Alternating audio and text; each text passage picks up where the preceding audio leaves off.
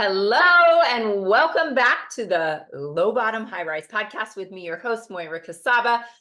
Y'all, I am so excited to be here. I'm so excited to talk to you about how you can make a tough decision. And not only how can we make a tough decision, but how can we teach our children to also make this tough decision or a tough decision. I'm so excited today. I'm just going to tell you because I set my office up. I have been wanting to stand and have kind of a standing desk for a long time. And I've just been hesitating because I'm like, oh my gosh, where do I begin? How do you build that out? I need to get my interior designer, blah, blah, blah, blah, blah, blah, blah. And then literally about 60 seconds before I was interviewed this morning on a podcast, I took some gift boxes and threw them on my desk and popped my monitor on top. And I was like, done. This feels so amazing. I am a big believer, and this is just a little aside from the regular podcast today, but guys, I am a big believer in, obviously law of attraction, manifestation. What's behind that is energy and frequency and vibration and all of that. And what I've been aware of recently is that I am like suffering energetically. I'm like, oh my gosh, like I'm going to fall on my face at 3 o'clock, and not necessarily because I've go. I am like falling on my face at 3 o'clock because I just haven't moved, right? Like since 6 a.m. I mean, I wake up usually at 5:30 and I get a hardcore workout in the gym, and then I shuffle the kids to school, and then I get home and I just sit. I sit and I grind and I work and I do podcasts and interviews and and all the things, create content. But I'm like sitting in a chair at a desk. And this is a little sneak peek into what is launching later this year, but I'll just say it has everything to do with energy. It has everything to do with knowing your energy type. And this discovery that I've made with what is my energy, personality, for lack of a better word, and what fuels me and what drains me is this huge aha that for me, it's movement, right? For me, I'm such a physical person. It's one of the reasons why, and by the way, we'll get to the topic of the podcast in a minute. But it's one of the reasons why, like when I was pregnant, it was really hard for me emotionally and mentally, just because I was moving so much slower in my body, right? And it's like, it's really hard for me when I can't just like move. And so I'm so happy to be standing. I'm so happy and much more in my power and my energy when I'm standing. Oh my gosh, it's literally 10:53 and I feel like a completely different human being than I have felt in the past many, many, many weeks. So if you're like me and you're a physical person, literally today, don't wait another day. Just find some boxes. It can be some Amazon boxes. Just pop that monitor up and work from a standing position, because it is a freaking game changer. So with that aside, what are we talking about today? We are talking about how to make difficult or just decisions, but really this is going to come into play when you're struggling, right? When you're struggling on a really, really, really tough decision. And this came up for me about a year ago, and I'll just pull the curtain back on kind of our personal life. My son would be thrilled. But about a year ago, we were kind of faced with this huge decision, and I know there's going to be a lot of opinions about this, but guys, please, like, let's be kind and understanding and accepting of everybody's just different opinions with raising kids. But my backstory is my son is a baseball player. That's his number one. Basketball, very quick second. And we have never been big fans of him playing football, just because of injury, the whole concussion thing, blah, blah, blah, blah, blah. I know. You can get injured doing anything. I know. But he's also just been a basketball player and a baseball player, and we are a basketball family and a baseball family. And so that's just always been us. And, when he has wanted to play tackle, we've just been like, no, not a good idea. We're going to say no. It's just too big of a risk. La, la, la, la, la. Until last year. So he was going into high school. And, at some point, you really need to let your children start making decisions and give them some ownership of what they want to do. And this was the first year that he was really pushing, like really pushing back on our hard line. Like we had a hard line of this is not happening in our family. I know. And he just kept pushing and pushing and pushing. And when your kids have the voice to do that, and he's not a kid that ever pushes back on anything, I got to the point where I was like, I think we got to open up a conversation about this. And I think we need to listen, and I think we need to be open, blah, blah, blah.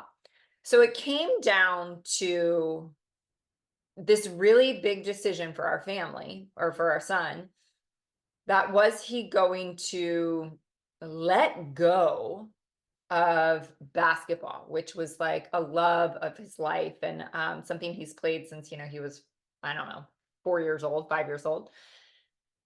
Was he going to let something go that had been so many years of something he loved, to pursue something that he just kind of wanted to do all of a sudden? And there was a whole backstory behind basketball season overlapping with baseball season, which was the priority. So there's lots of pieces to the puzzle.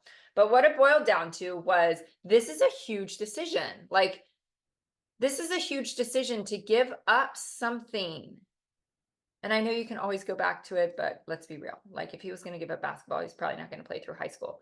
Like, it was gut wrenching to us. Like, one of my most favorite places to be in the whole entire world. No exaggeration. Like, I remember guys being in Bora Bora, literally in Bora Bora at like the fanciest resort, Four Seasons, and missing a basketball game that was probably in like some podunk country town, and just being like kind of devastated. Like, it was such a teachable moment in my life, because I remember realizing I am living the dream in Bora Bora. But in that moment, I would have chosen, if I could, to teleport myself to the basketball game.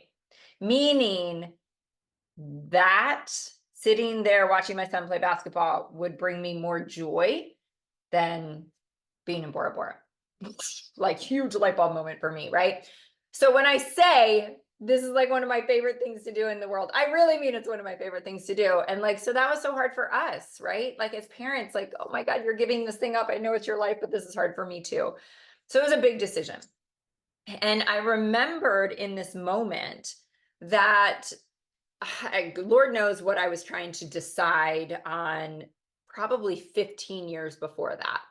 But I had a dear friend in my life who was kind of like a spiritual mentor mom. She was a lot older than me, and just super, super, super, one of the wisest women and most influential women that has ever come into my life. And I remember she was like, at that point, she was like, you do three things. Like, I remember her saying, like, Moira, do you know the three things that you do when you're trying to make a decision? And I was like, no, tell me the three things. And so I don't even know where I found this, or how I came up with this again, or remembered it 15, 20 years later. But these are the three things, and I'm going to add one. So there's going to be four total. And I'm telling you, this is like the magic pathway to knowing you made the right decision. So number one, seek counsel.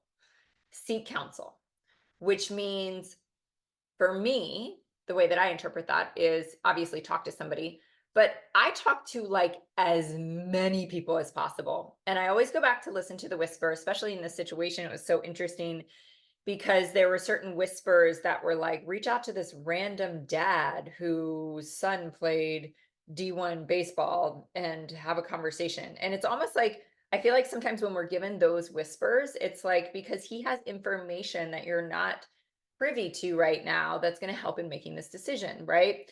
So I remember, and again, just prefacing kind of coaching, how I coach people, and what I would tell somebody that I was coaching is like, it's often awkward in those moments where you're like, this is going to be weird if I call this person and ask them to like have a conversation with me. Like, it's not always easy, right? But I personally just always listen to the whisper and it because I know how much it works now. So I'm like, all right, I'm gonna text this random dad that I barely know and ask him if he's willing to hop on the phone with me and my husband. And of course he does. And I will tell you that that conversation painted a picture that we thought he would be very strongly opinionated one way. And he was actually really somewhat not opinionated, but like pushed us in the other way. And I was like, whoa, that conversation did not go like I thought it would. And then another conversation, seeking counsel, right? Another whisper, you should talk to this person, who is one of my dear friends, who is also a high school basketball coach, who is also kind of like, I would think, like a little anti-football. Meaning, like, I would think that her opinion would be like, Moira, don't let him play football. Like, if he wants to play college, whatever, it's like the risk of injury. So it is the interesting thing when you listen to the whisper. I thought that that's what she would said. Like, I was like, I know what she's going to say. And I will never forget calling her and saying, I need to talk to you about something. And like dropping the bomb of, he wants to play football. And silence. And I'm like, oh, I know what she's thinking. And I was like, what do you think? And she said, I think that's amazing. And I was like, wait, what? That's not what I wanted to hear, nor thought you were going to say. And this is why it's so important to seek counsel, right? You think you know what people's opinions are that have really good opinions in the arena of the decision, right? And so seek counsel, seek counsel, seek counsel. Also, just conversations, like talking things out with people are going to help you land at a place. It's like, I always think about like, here you are, like on square one with your, like, I think this is what we should do. Right. And then you have a conversation. And then you're like, okay, now somehow I ended up at square four. And this is what I think we might do. And then the next conversation, you're like, now I'm at square negative 16. And gosh, now I'm thinking we're going to do this. Like, it's just so incredibly valuable. And if you're listening to the whisper, I believe that God is guiding you to those conversations that you're like literally being guided to what the right decision is, right? So number one, seek counsel. Number two, and this is if you're a believer, get in the word. Get in the word means go to scripture, right? What scriptures are you being guided to? What are those scriptures guiding your heart to? What are those words that you're like, this is helping me make sense of this picture, right? Because so often when we're trying to make a decision, I love the analogy. I talk a lot about this when I talk about like mission, purpose, vision, goals, but it's going from the microscope to the telescope or the telescope to the microscope. So when we're making a decision, we're like in the microscope, right? We're like so in it and so close to it. And we're trying to like see all these teeny tiny details and we're wrapped up in our ego and all these things. And I feel like when we go to scripture, we kind of pull back, right? We like go to this telescope place where we can go, oh yeah, this is what he guides us to, which leads me to step 3, which is funny to me often because I'm like, how do I always forget this? But when our humanness and our ego is so wrapped up and tied tight in something, I forget to pray. Like I totally forget to pray. I can be talking to all the people. I can be bouncing ideas and seeking counsel and listing the pros and the cons and the this and the that. And then I'm like still crazy. And thank God somebody in my life will be like, well, have you prayed about it? And I'm like, oh dear God, literally. Like, no, I completely forgot about the thing that I build my whole life foundation on. Like, how do I forget about that sometimes? And it's not just once, right? It's just handing it over and handing it over and handing it over. And, I've always been the type of prayer that is just, and I kind of learned this in recovery 25 years ago. It's like, your will, like whatever is your will is what I want. Please help me to see what that is, right? Just giving it over to God. So ask God, pray about it. That's step number 3. And those are the 3 that I got decades ago from that amazing, amazing, amazing mentor in my life. Number one, seek counsel. Number two, get in the word. Number three, ask God or pray. I am going to add number four, which is instrumental, game changing, and I apply it every single time.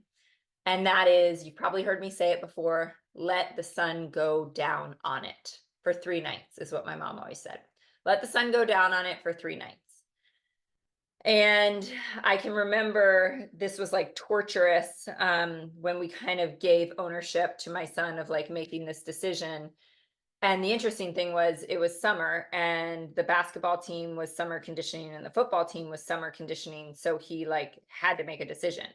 And he started out with basketball and knew that he wanted to play football. And I was like, sorry, I'm not going to allow you to make this decision final until you let the sun go down on it for 3 nights, which means he had to go to practice with the basketball team for 3 days, which I know I felt better and he felt better having kind of walked down that road some and felt like now I kind of feel more sure that I made the right decision. Having experienced that, I think so often we want to make a decision really quickly because we don't want to be uncomfortable. We don't want to, we just want to kind of rip the Band-Aid off and like, this is going to be hard, so let's just do it. And it's like, you're going to be so much more solid in your footing if you wait a few days. And I'm telling you, nothing is more valuable than time in a situation like this. And if you think about it, like, especially if you're seeking counsel and praying and getting in the word, where you are on day one of a tough decision is so radically different than where you are on day two, which is so radically different than where you are in day three. And if we're talking about the sun going down for 3 nights, is so radically different than day 4. So just give yourself the gift of time, because no counsel, no nothing like can give you what time will give you, that sense of just knowing, the knowingness that you made the right decision. And I believe that if you do those 4 things, you can't not make the right decision. And you also won't have any regrets. If we're quick to pull the trigger, maybe we're like, oh, I got to make a decision by the end of today. And we talk to a friend and we pray about it real quick and we open up the Bible for a passage and we're like, okay, I'm going to do this. There's a likelihood that 2 days later, you're going to be like, oh my gosh, what was I thinking? I did not give myself enough time to think this through. So there you go. The magic path to making big decisions, big or small decisions in your life. Let me know if this is helpful for you. Let me know what decisions you're making, how this applies. And guys, tag me in this episode if you will. If you share it on your social, send it to a friend that might need it. And we will see you next week. Thanks for tuning in.